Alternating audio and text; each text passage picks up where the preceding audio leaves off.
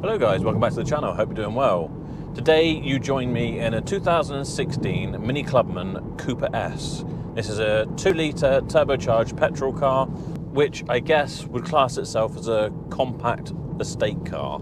I suppose in a sense it's a hatchback estate, and therefore it's in a similar sort of market as crossover estates, you know, the Dukes and Qashqais of the world. But I think this has probably got a bit more going for it. This is a bit more of a fun car than a crossover. At least this would probably be my choice. I won't bore you with a load of facts and figures of when they started making this car, when they stopped making it, all the changes they made and all that sort of stuff.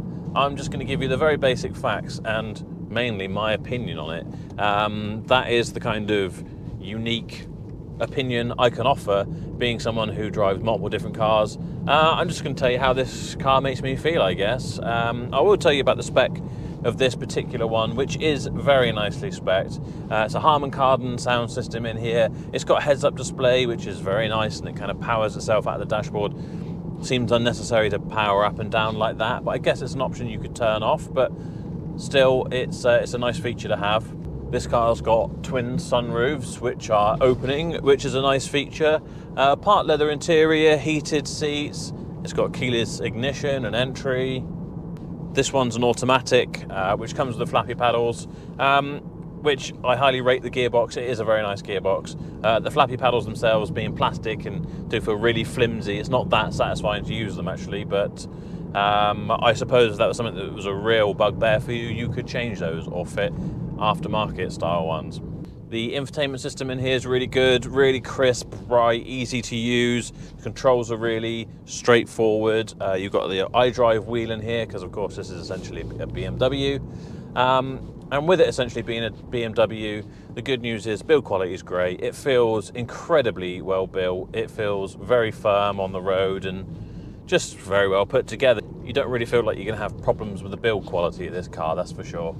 Well, that build quality is great on the one hand. On the other hand, I think it does rob the car of a little bit of character because it just feels so clinical, a bit like a 1 Series or any other BMW you could get into, really. I don't really feel like the Mini has a huge character of its own, at least in driving style. The car comes with 3 driving modes, which is green mode, mid mode, and sport mode. And to be honest, I've done a little bit of driving in this car, and I think sport mode's the only one you really want to use. It feels pretty boring in the other two, really. Once you put it into sport mode, it seems to tighten up the steering, and I'm sure it has changed the mapping slightly because you really start to hear the turbo spooling up, and I guess it's really making use of it then, whereas it's not in the other 2 modes. I think with this being front-wheel drive, turbo-powered, you do get a bit of torque steer, and it makes it feel a bit more lively in sport mode. So, you know, if you're looking for a dynamic drive, then sport mode is the one you want to be in. The other 2 are going to be perfect for just driving around town, but it's not particularly engaging and pretty underwhelming as far as performance goes. I don't know how well you'll be able to hear, but road noise in here is not insignificant. It's probably a mixture of run-flat tyres, typical BMW again, and the fact that this is quite a low sort of stiff suspension car, but something worth considering. You know, some people are driven mad by road noise and they want something plush and quiet. This isn't it, I'm afraid.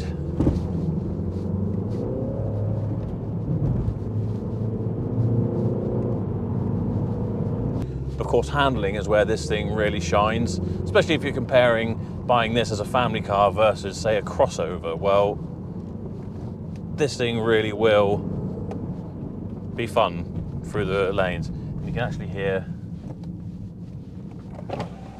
the exhaust popping a little bit on the overrun. Let's see if we can hear that.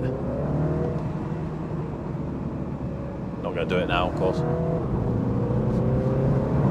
So, despite being a 2-litre turbocharged engine, this is only producing 189 horsepower, I think, and you can feel that. It's definitely got enough get up and go to make it exciting, but it's certainly not going to take your breath away.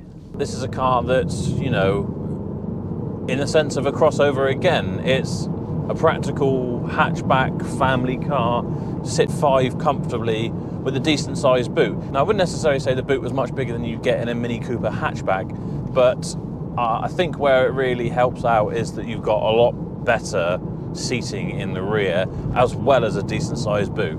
Of course, this being the Clubman, it has the quirky barn doors on the back, kind of a throwback to the original, which I'm not sure if I'm a massive fan of or not, how practical that is, rather than having a normal hatchback. But to each their own. Some are going to love it, of course. I'm unsure still. One thing I am noticing as I'm going through the little B roads there is it has an absolutely huge A-pillar, which isn't doing you any favours when it comes to visibility whatsoever. And quite a few times there, I almost felt like I was getting caught out coming around a long sweeping corner, and I can't see that there was a car coming the other way. So luckily I was trying to keep quite a tight line on my side of the road, because if I was trying to, you know, make the most of the road and crossing that dotted line in the middle of the road, you could easily be caught out by this absolutely huge A-pillar that is very close to you, and therefore, you know, giving you quite a blind spot really. If this were my car, I think the first things I would be doing would be a different back box, some kind of sport exhaust on here, and a stage 1 remap. Just get the ECU remapped to get a bit more power out of that turbo, a bit more noise, a bit more character, and I think this would then become something an awful lot more fun to drive. So in conclusion, if you're looking for a well-built, well-equipped family car that's an engaging drive and also offers a lot of luggage space, then I think the Mini Clubman Cooper S should probably be somewhere pretty near the top of your list to have a look at. And if it were me, I would definitely be choosing this over some kind of crossover MPV hatchback type thing with far less character and soul. Perhaps this is slightly less practical, but you know, I assume if you're here watching videos on cars, it's because you're a car enthusiast, or you at least want your car to be fun and look good. Well, for me, this is going to be that car versus something like a Duke. Even a Nismo Duke, for example, of which we've had on the channel already, I would pick this car over that 10 times over.